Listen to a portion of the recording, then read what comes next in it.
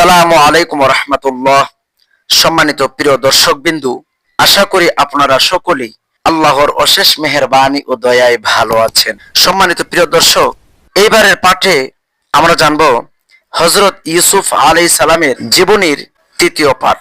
হাফেজ ইবনে কাসির রহমতুল্লাহি আলাইহি বর্ণনা করেন যে ইউসুফ আলাইহিস সালামের জন্মের কিছুকাল পরেই ইউসুফ আলাইহিস সালামের ছোট ভাই বনিয়ামিন জন্মগ্রহণ করেন। বনিয়ামিন জন্মের পরপরই তাদের মায়ের মৃত্যু ঘটে। তখন মাতৃহীন দুই শিশুর লালন পালনের ভার তাদের ফুফুর উপরে অর্পিত হয়। আল্লাহ তাআলা ইউসুফ আলাইহিস সালামকে এত বেশি রূপ লাবণ্য এবং মায়াশীল ব্যবহার দান করেছিলেন যে যেই তাকে দেখত সেই তার প্রতি আকৃষ্ট হয়ে পড়ত। ফুফু তাকে অত্যন্ত স্নেহ করতেন, এক দণ্ড চোখের আড়াল হতে দিতেন না। এদিকে বিপত্নিক ইয়াকুব আলাইহিস সালাম মাতৃহীনা দুই শিশু পুত্রের প্রতি স্বাভাবিকভাবেই অধিকতর দুর্বল এবং সর্বদা ব্যাকুল থাকতেন। ইতিমধ্যে ইউসুফ আলাইহিস সালাম একটু বড় হলে এবং হাঁটাচলা করার মতো বয়স হলে পিতা ইয়াকুব আলাইহিস সালাম তাকে ফুফুর নিকট থেকে আনতে চাইলেন, কিন্তু ফুফু তাকে ছাড়তে নারাজ। ওদিকে পিতাও তাকে নিয়ে আসতে সংকল্পবদ্ধ। শুরু হলো পিতা ও ফুফুর মধ্যে মহব্বতের টানাপোড়া। ফলে ঘটে গেল এক অঘটন। অধিক ফিরাফিরির কারণে ইউসুফ আলাইহিস সালামকে যখন তার পিতার হাতে তুলে দিতেই হলো, তখন মহব্বতের ফুফু গোপনে এক ফন্দি করলেন।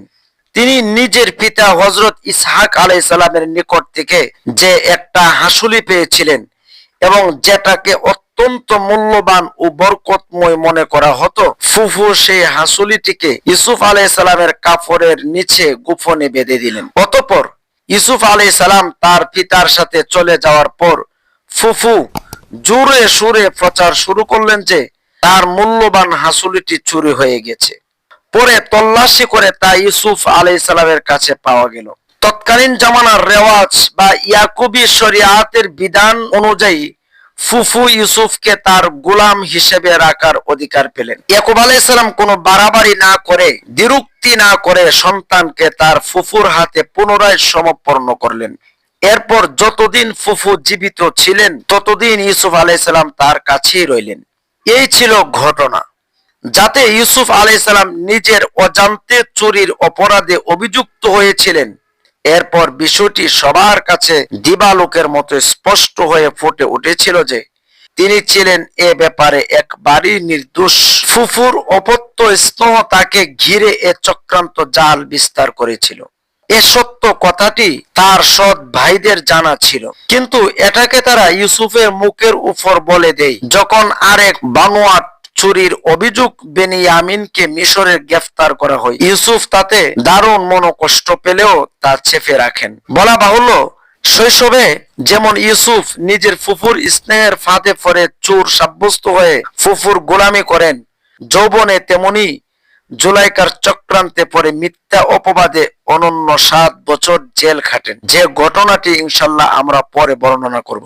ইউসুফ আলাইহিস সালাম একটি স্বপ্ন দেখলেন। স্বপ্ন দেখার পর সকালবেলা বালক ইউসুফ আলাইহিস সালাম তার পিতার নিকট এই স্বপ্ন ব্যাখ্যা করলেন। এ সম্পর্কে আল্লাহ তাআলা বলেন, ইয ক্বালা ইউসুফ লিআবিহি ইয়া আবাতি ইন্নী রাআইতু আহাদা আশারা কাওকাবা ওয়াশ-শামসা ওয়াল কমারা রাআইতুহুম লি সাজিদিন। ইউসুফ আলাইহিস সালাম স্বপ্নে দেখলেন। ইউসুফ আলাইহিস সালাম তার বাবাকে বললেন, হে আমার পিতা, আমি স্বপ্ন দেখেছি যে 11টি নক্ষত্র এবং সূর্য ও চন্দ্র আমাকে সিজদা করছে। একথা শুনে পিতা বললেন, ক্বালা ইয়া বুনাইয়া লা তাকসুস রুইয়াকা আলা ইখওয়াতিকা ফায়াকিদু লাকা কাইদা ইন্নাশ শাইতানা লিল ইনসানি আদুউম মুবিন। ইয়াকুব আলাইহিস সালাম বললেন, হে বৎস, তোমার ভাইদের সামনে এ স্বপ্ন বর্ণনা করো না, তাহলে ওরা তোমার বিরুদ্ধে চক্রান্ত করবে। নিশ্চয়ই শয়তান মানুষের প্রকাশ্য শত্রু। সূরা ইউসুফ। ইবনে আব্বাস রাদিয়াল্লাহু তাআলা আনহু ও ইবনে কাতাদা বলেন, 11টি নক্ষত্রের অর্থ হচ্ছে ইউসুফ আলাইহিস সালামের 11 ভাই এবং চন্দ্র ও সূর্যের অর্থ পিতা ও মাতা বা খালা। মূলত এ স্বপ্নের ব্যাখ্যা প্রকাশ পায় যখন মিশরে পিতা পুত্রের মিলন হয়। উল্লেখ্য যে স্বপ্ন ব্যাখ্যা করা জ্ঞানের একটি পৃথক শাখা। হযরত ইব্রাহিম আলাইহিস সালাম, ইসহাক আলাইহিস সালাম ও ইয়াকুব আলাইহিস সালাম সকলেই এ বিষয়ে পারদর্শী ছিলেন। সম্ভবত এ কারণে ইয়াকুব আলাইহিস সালাম নিশ্চিত ধারণা করেছিলেন যে বালক ইউসুফ আলাইহিস সালাম একদিন নবী হবেন।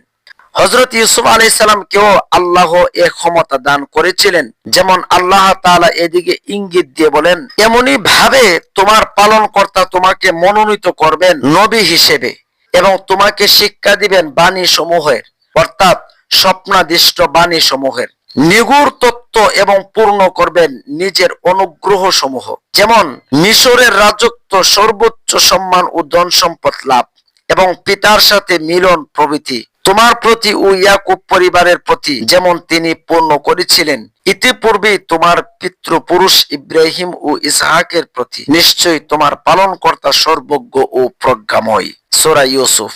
উক্ত 5 ও 6 আয়াতে নিম্নোক্ত বিষয়গুলি ফুটে ওঠে, যেমন 1 নাম্বার, ইয়াকুব আলাইহিস সালাম ইউসুফের দেখা স্বপ্নকে একটি সত্য স্বপ্ন হিসাবে গণ্য করেছিলেন এবং এটাও উপলব্ধি করেছিলেন যে ইউসুফ আলাইহিস সালামের জীবনে একটি সুন্দর ভবিষ্যৎ অপেক্ষা করছে, সেজন্য তার জীবনে আসতে পারে কঠিন পরীক্ষা সমূহ। 2 নাম্বার, ভালো স্বপ্নের কথা এমন লোকের কাছে বলা উচিত নয় যারা তার হিতাকাঙ্ক্ষী নয়। সেজন্য ইয়াকুব আলাইহিস সালাম বালক ইউসুফ আলাইহিস সালামকে তার স্বপ্ন বৃত্তান্ত তার সৎ ভাইদের কাছে বলতে নিষেধ করেছিলেন। 3 নাম্বার, ইউসুফ আলাইহিস সালামকে আল্লাহ 3টি নিয়ামত দানের সুসংবাদ দেন। ক, আল্লাহ তাকে মনোনীত করেছেন নবী হিসেবে। খ, তাকে স্বপ্ন বৃত্তান্ত ব্যাখ্যা করার যোগ্যতা দান করবেন। গ, তার প্রতি নিজের নিয়ামত সমূহ পূর্ণ করবেন। বলা বাহুল্য এগুলির প্রতিটি পরবর্তীতে বাস্তবায়িত হয়েছে অত্যন্ত সুন্দর ভাবে, যা আমরা পরবর্তীতে ইনশাআল্লাহ অবলোকন করব। এক্ষুনি ইউসুফ আলাইহিস সালামকে উক্ত 6 আয়াতে বর্ণিত ওহী আল্লাহ কখন নাজিল করেছিলেন সে বিষয়ে স্পষ্ট ভাবে কিছু জানা যায় না। তবে সূরা ইউসুফের 15 নম্বর আয়াতের মর্মে বোঝা যায় যে তাকে কুফে নিক্ষেপ করার আগেই উপরোক্ত ওহীর মাধ্যমে তাকে সান্ত্বনা দেওয়া হয়। এটি নবুয়তের ওহী কালাম ছিল না, বরং এটি ছিল মুসার মায়ের কাছে ওহী করার নেই ওহী ইহলাম। কেননা নবুয়তের ওহী সাধারণত 40 বছর বয়সে হয়ে থাকে। ইউসুফ আলাইহিস সালাম ভাইদের হিংসার শিকার হলেন কিভাবে? এটা একটা স্বভাবগত রীতি যে পিমাতা ভাইয়েরা অর্থাৎ সৎ ভাইয়েরা সাধারণত পরস্পরের বিদ্বেষী হয়ে থাকে। সম্ভবত এই বিদ্বেষ যাতে মাথাছাড়া না দেয় সে কারণে ইয়াকুব আলাইহিস সালাম একই শ্বশুরের পরপর 3 মেয়েকে বিয়ে করেছিলেন। এরপরেও শ্বশুর ছিলেন আপন মামু। পরস্পরে রক্ত সম্পর্কীয় এবং ঘনিষ্ঠ নিকটাত্মীয় হওয়া সত্ত্বেও এবং নবী পরিবারের সার্বক্ষণিক দ্বীনি প্রবেশ ও নৈতিক প্রশিক্ষণ থাকা সত্ত্বেও বৈমাত্রের হিংসার কবল থেকে ইয়াকুব আলাইহিস সালামের দ্বিতীয় পক্ষের সন্তানরা রক্ষা পায়নি।